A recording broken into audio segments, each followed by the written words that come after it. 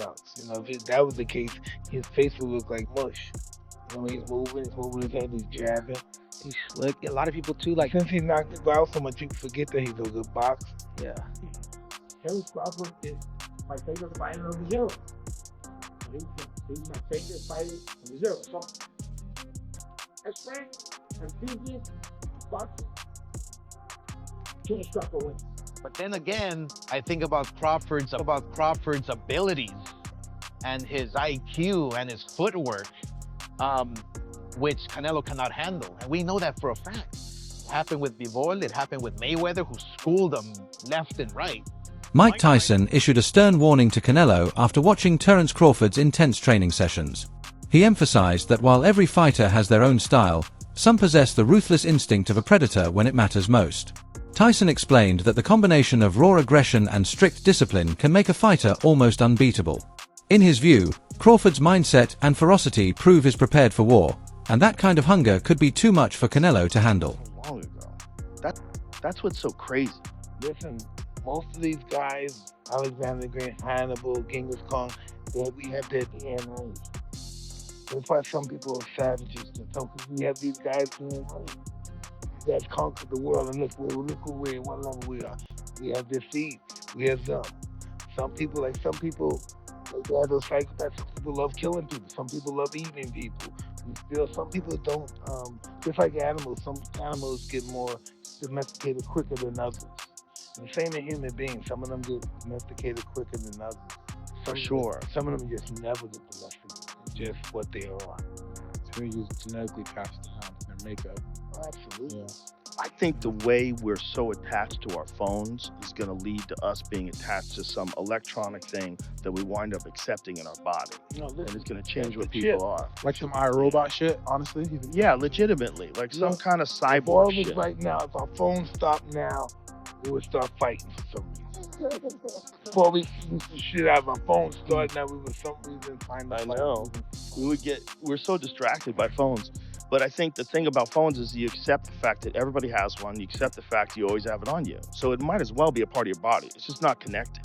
And one day it will be. One day they're going to figure out how to put a thing on your head that makes your brain work way better. And a few people are going to do it, and they're going to have a big advantage. And then we're all going to do it. But until then, the phone will be like your will. When you die, in preparation for the toughest challenge of his career, Terence Crawford has brought in Carlos Adams, a rugged middleweight known for his raw power and relentless pressure. The decision highlights Crawford's strategic mindset as he readies for Canelo Álvarez. Acknowledging that Canelo is a naturally bigger puncher, Crawford recognizes the importance of adjusting to heavy shots well before fight night. By enduring and responding to the punishing blows of a stronger sparring partner, he is hardening both his body and mentality for the storm ahead. This approach not only underscores Crawford's grit, but also his sharp tactical awareness. So here's a video that many people have sent me to determine in their mind that Terence Bud Crawford would lose to Canelo Álvarez, or is going to lose September 13th to Canelo Álvarez, as he is sparring here middleweight WBC world champion Carlos Adames, who is 24 wins, 1 loss, 1 draw, 18 wins by way of knockout. And people are saying that Carlos Adames, who's 5'11" with a 73-inch arm reach, is having his way with Terence Bud Crawford. And this is an indication that 168-pound Canelo Álvarez, who's 5'7" with a 70-inch arm reach, is going to have the same type of success and knock Terence Crawford out. But what people are not paying attention to is Terence Crawford is standing right in front of Carlos Adames and taking the big punches from Carlos Adames as he's standing in the pocket and counter-punching him and taking his blows at a smaller weight class while competing at 147. Now he bulked up. What y'all think? Oscar De La Hoya, once Canelo's rival and now a promoter, believes that Canelo's aggression could ultimately backfire. He predicts Canelo will march forward with his trademark pressure, but argues that Crawford's technical brilliance and adaptability are tailor-made to exploit it. De La Hoya draws parallels to Floyd Mayweather, who neutralized Canelo with defensive mastery and ring IQ, and Dmitry Bivol, who dominated by controlling range and tempo. The message is clear: Crawford, with his switch-hitting southpaw stance, razor-sharp counters, and exceptional fight IQ, has multiple ways to break down Canelo's style. While Canelo may rely on brute strength and volume, De De La Hoya suggests Crawford's precision and intelligence could dismantle that pressure piece by Do you piece. feel that Terence has a shot in beating Canelo Álvarez?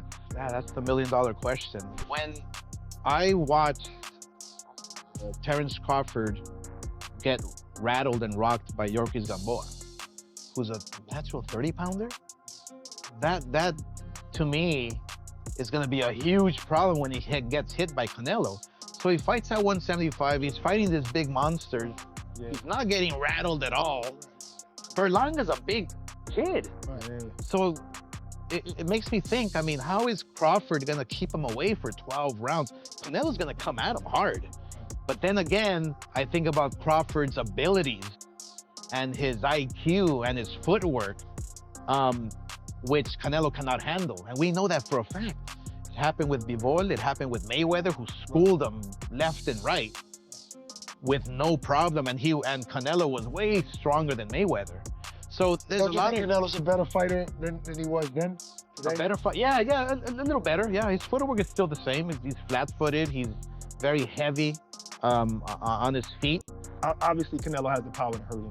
In this game, power means a lot. If you can't keep your guy off you, or you don't know how because it's too much pressure, and the one thing about Crawford is that he knows how to handle the pressure. He's a savvy boxer, you know, and he doesn't run. And he has that heart. He's a dog. He has that heart. You want to fight me? I'm going to fight you. The parallels between Terence Crawford and Oleksandr Usyk are hard to ignore. Usyk, once considered undersized at heavyweight, toppled giants like Anthony Joshua and even pushed Tyson Fury by leaning on his own strengths, speed, footwork, and unshakable confidence. Analysts suggest Crawford must adopt the same philosophy against Canelo Álvarez. Rather than trying to match Canelo's size or power, Crawford's path lies in sharpening what already makes him special: his elite timing, pinpoint accuracy, and masterful ring generalship. Like Usyk, sticking to his rhythm can neutralize the physical advantages of a bigger opponent. The lesson is clear: greatness doesn't come from mirroring an opponent's strengths but from amplifying one's own. For Crawford, that means trusting his instincts, staying disciplined, and using his complete skill set to dismantle pressure. Hard work will prepare him, but smart work and staying true to his identity could be the key to victory. Evaluate him bulking up and say, you know what? Nah, Terence Crawford, if you want a chance, not just to survive, but a chance to beat Canelo Álvarez, it has to be you.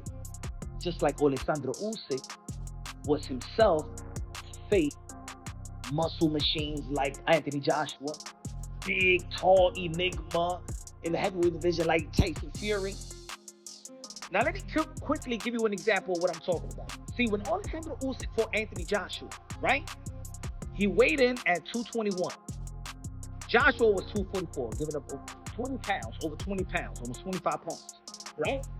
Usyk didn't chase Anthony Joshua in terms of trying to bulk up. Oh man, I'm gonna fight this heavyweight. His power is gonna be more than me. His weight, he could overwhelm me with his weight, his height, you know, his power. No, I'm gonna be. I gotta be the most comfortable fighter I could be. I gotta be comfortable under my own skin. I'm not gonna beat him off power. I gotta beat him off speed. I gotta beat him off movement. I gotta beat him off adjustments. I gotta beat him off IQ, right? So Oleksandr Usyk didn't have to bulk up to be successful. Now look at this one. Look at when he fought Tyson Fury. He kept the same energy, the same mindset, and it still got him to become an undisputed heavyweight champion. Coach Joel Diaz believes Crawford's skill set will give Canelo problems right from the opening rounds. But he also highlights the historic financial stakes surrounding this showdown. For Crawford, a dominant multi-division champion who has long lacked true blockbuster opportunities, this fight represents more than just another title defense.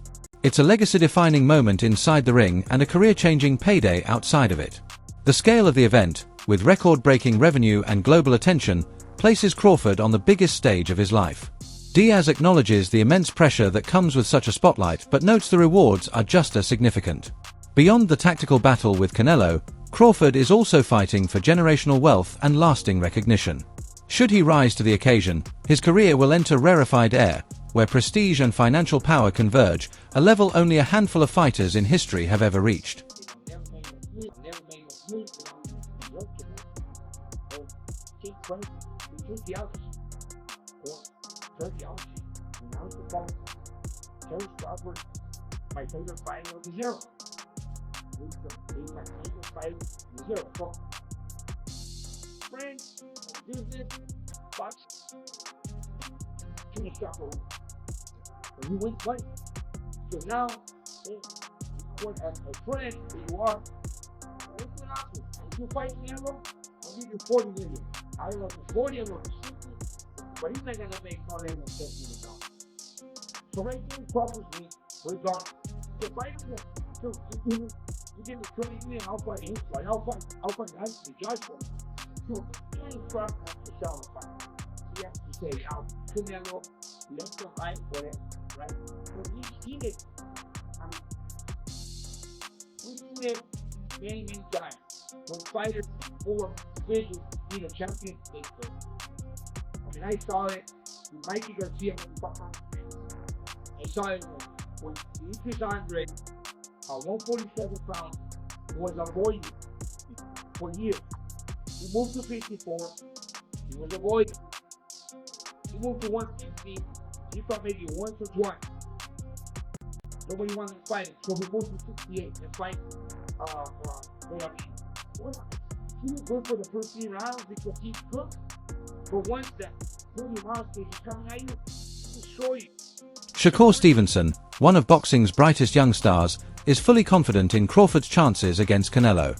He brushes off concerns about size and weight, pointing out that both fighters are essentially the same height and that Crawford has already adjusted his body to the move up. For Stevenson, this fight comes down to skills, not scales. Crawford's lean frame and disciplined conditioning let him carry power and speed at higher weights without compromise. Stevenson argues that the weight gap narrative is outdated, especially given Crawford's natural strength and adaptability. More importantly, he highlights Crawford's mental toughness and wealth of experience as the true equalizers against Canelo's physical presence. To fans, Stevenson's unwavering belief adds intrigue, signaling that the new generation of fighters sees Crawford as not just competitive but fully capable of dethroning boxing's biggest star. I think, Canelo a hell of a fighter, but I think Bud just got other tools.